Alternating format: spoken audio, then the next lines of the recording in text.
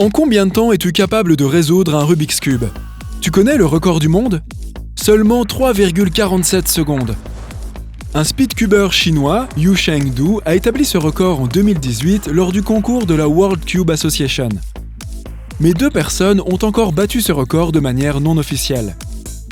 Il existe des enregistrements d'un speedcuber philippin de 14 ans qui l'a résolu en 2,78 secondes et d'un garçon chinois de 12 ans qui a réussi à le terminer en 2,68 secondes. Au fait, tu ne sais sans doute pas qui a inventé le Rubik's Cube. Il n'existe pas depuis très longtemps. Même tes grands-parents ne l'ont pas eu en grandissant. Un sculpteur hongrois nommé Erno Rubik a inventé le fameux cube en 1974. Il est architecte de métier et a toujours aimé les objets tridimensionnels. À l'âge de 29 ans, alors qu'il jouait simplement avec des blocs et des ficelles dans sa chambre, Rubik a créé la structure du cube. Il a eu l'idée de le fabriquer en utilisant 26 petits cubes différents, en a marqué chaque face avec des autocollants et a commencé à jouer en les réorganisant. Les couleurs se sont mélangées, créant quelque chose de très joli. Ensuite, il a voulu le remettre en ordre avec chaque face d'une seule couleur. Mais cela s'est avéré être plus compliqué que prévu et Rubik a alors réalisé qu'il venait d'inventer un casse-tête. Ce qui est drôle, c'est qu'il lui a fallu 1 mois entier pour trouver une solution à son propre jeu. Elle consistait à aligner d'abord les 8 cubes d'angle.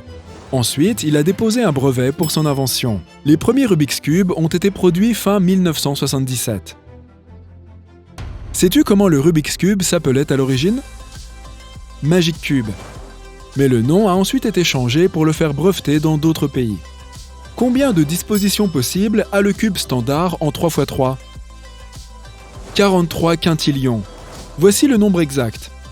Pour se rendre compte d'un tel chiffre, si tu le tournes une fois toutes les secondes, il te faudra 1,4 trillion d'années pour passer par toutes les dispositions possibles. C'est 100 fois plus long que l'existence de l'univers.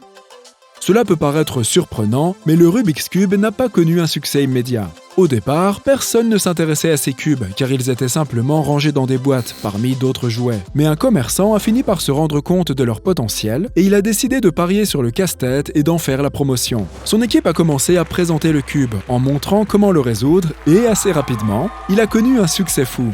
Aujourd'hui, le Rubik's Cube est l'un des jouets les plus vendus de l'histoire, avec les Hot Wheels, les Barbie, les poupées Cabbage Patch et les Lego. Au fil des décennies, plus de 450 millions de cubes ont été vendus dans le monde entier. Le premier record du monde du Rubik's Cube a été établi en 1982 par un étudiant qui l'a résolu en 22,95 secondes. À l'époque, cette vitesse était impressionnante car le cube original était bien plus difficile à faire tourner. Les modèles modernes sont bien plus perfectionnés. Ils ont de meilleurs mécanismes de rotation et des aimants qui permettent au cube de s'enclencher parfaitement. Ainsi, un speedcuber n'a pas besoin de tourner à fond et peut effectuer jusqu'à 12 rotations en une seule seconde. À quelle vitesse un robot peut-il le résoudre? En 2018, un couple d'étudiants du MIT a construit un robot capable de résoudre un Rubik's Cube. Il lui a fallu seulement 0,38 secondes. Il a un avantage considérable en termes de vitesse par rapport aux humains. Il peut effectuer 55 rotations en une seconde, soit 5 fois plus. Autre avantage, la machine résout le cube de façon très précise, en plaçant chaque fois les cubes avec précision. Les speedcubers utilisent cette technique lorsqu'ils coupent les coins pour gagner du temps. Cela signifie qu'ils ne terminent pas complètement la rotation avant de commencer la suivante, puisque celle-ci mettra de toute façon la précédente en place. Si les humains pouvaient atteindre la vitesse de la machine, le fait de couper les coins ferait éclater le cube. Mais 3 secondes, c'est quand même assez impressionnant. Sais-tu qui d'autre est obsédé par le cube, à part les adolescents? Les mathématiciens. Ils sont hypnotisés par ce cube depuis des décennies, occupés à essayer de trouver l'algorithme le plus efficace pour le résoudre. Il existe de nombreuses techniques. La solution originale de Rubik lui-même consiste à aligner d'abord les 8 coins. La plus courante consiste à terminer d'abord la couche supérieure. Celle-ci nécessite jusqu'à 120 rotations pour résoudre le casse-tête. Combien de coups nécessite la technique la plus efficace? Les mathématiciens ont calculé que cela correspondrait à 22 rotations. Mais, fait amusant, cette technique n'a pas encore été découverte. Alors, peut-être que tu pourrais être celui ou celle qui la trouvera, et en considérant qu'il est possible de faire 12 mouvements en 1 seconde, tu pourrais alors résoudre le cube en moins de 2 secondes et établir le nouveau record du monde. La technique la plus rapide qui ait été découverte nécessite 52 rotations. Et ce qui est amusant, c'est que, jusqu'à la toute fin, le cube semble être complètement désorganisé. Et puis, soudain, tout se met en place avec seulement quelques ultimes rotations. Cette technique a été découverte par la mathématicienne britannique Morven B. Tristel, qui l'a mise au point en utilisant un ordinateur et les règles de la théorie des groupes. Sais-tu qui a écrit l'un des meilleurs livres pour les débutants pour apprendre à résoudre le Rubik's Cube? Un adolescent. Le livre s'appelle You Can Do the Cube. En 1981, un écolier de 13 ans a trouvé une solution pour le cube et a créé une anti-sèche pour ses amis, qui était très simple et pouvait être comprise par des novices. L'un de ses amis l'a montré à son père, qui travaillait dans une maison d'édition. Le père l'a tellement aimé qu'il a aidé le garçon à le publier. Il est devenu un best-seller. Tu as déjà entendu parler du Rubik's Snake? Après le cube, Rubik a continué à concevoir des jouets. Malheureusement, aucun n'a surpassé le succès du cube. Mais le serpent est aussi très populaire et tu peux le tordre pour produire différentes formes. Sais-tu que tu peux participer à des championnats de speedcubing?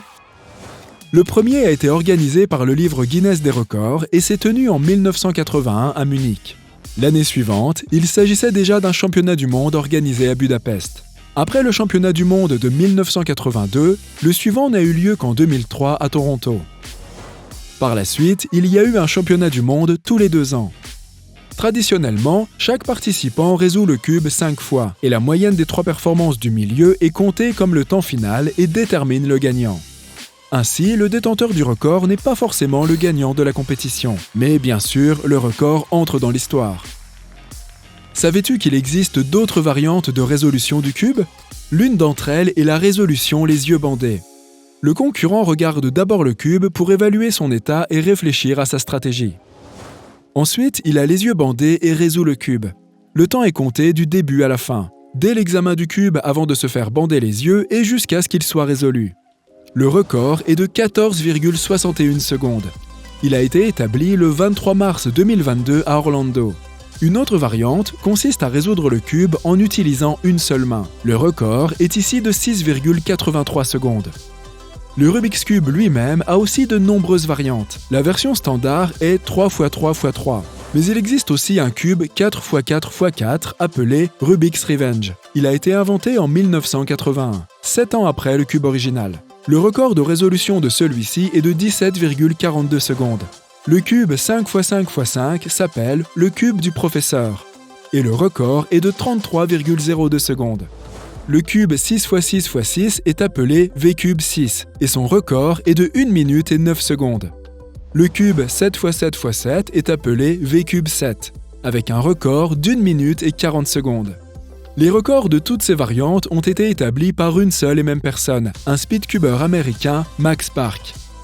Il existe aussi un cube 2x2x2 appelé Pocket Cube. Le record est détenu par un speedcubeur polonais avec 0,49 secondes. Pour faire tourner le cube plus vite, les concurrents le lubrifient avec de l'huile. Il est aussi permis de le faire dans les championnats. Les gens trouvent toujours des moyens plus fous de résoudre le cube. En 2003, Dan Knight l'a résolu en 40 secondes pendant une chute libre avant d'ouvrir son parachute.